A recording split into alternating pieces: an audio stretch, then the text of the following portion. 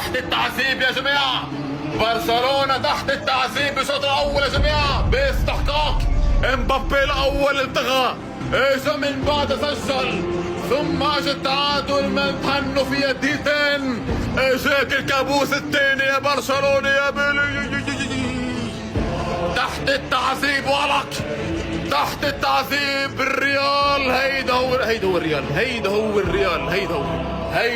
الريال. عاد لك يا برشلونة، هيدا هو الريال. برشلونة شوط أول عبارة عن تعذيب من الملكي. خطأ تدفع ثمنه غالي بين الريال وبرشلونة. برشلونة اعترف شوط أول معذبينكم بالبرنابيو، معذبينكم بجحيم البرنابيو. هيدا هو جحيم البرنابيو، مش أنشيلوتي.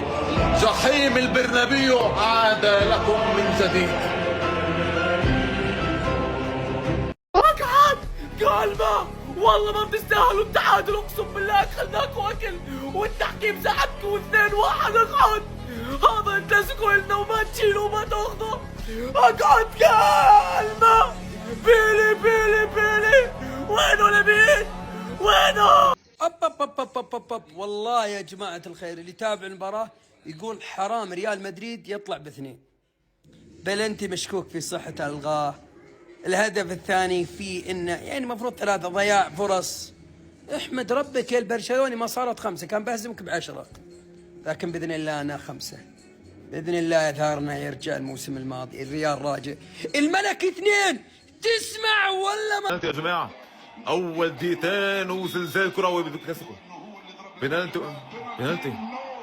لا مش بنالتي، مش ضيعنا حكم شوفي. مش بنالتي. عفو الله.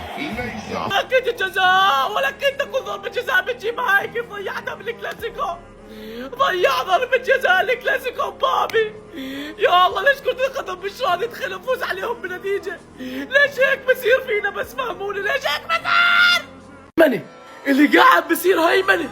ريال مدريد هيمن على برشلونة بالطول والعرض، مسح فيهم الملعب رايح جاي. والله اقل اشي الشوط الاول لازم ينتهي 4 أو 3-0 اقل اشي. اول مرة بشوف ريال مدريد بيهيمن على برشلونة بهي الطريقة، ولولا الفرص الضايعة والغاء الهدف وركلة جزاء وكل هاي الاشياء لانتهى الشوط الاول 5. وين برشلونة؟ حدا يقول لي وين برشلونة؟ الو؟ بتصل على مين يا مال؟ هو ليش لسه ما نزل على الملعب؟ ولا مين يا مال؟ ليش لسه قاعد عندك؟ نزلوا يا فلك. ابلع ولك ابلع. لغى البلنتي بسبب لامين يامال. اللغى بلنتي ريال مدريد بسبب لامين يامال المستفز اللي الله يخلصنا منه. قبل ما يتدخل بادي فينيسيوس خبط برجل لامين يامال واللغى ضربة الجزاء.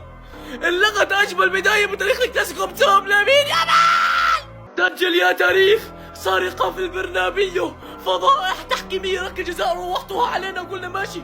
هدف مبابي لغوه، قال تسلل. وين تسلل في الموضوع؟ سرقة، فضيحة. بدهم مش ريال مدريد يفوز على برشلونة بأي طريقة. لغوا لنا ضربة جزاء، لغوا لنا هدف. أكبر فضيحة بتصير بتاريخ كرة القدم كله.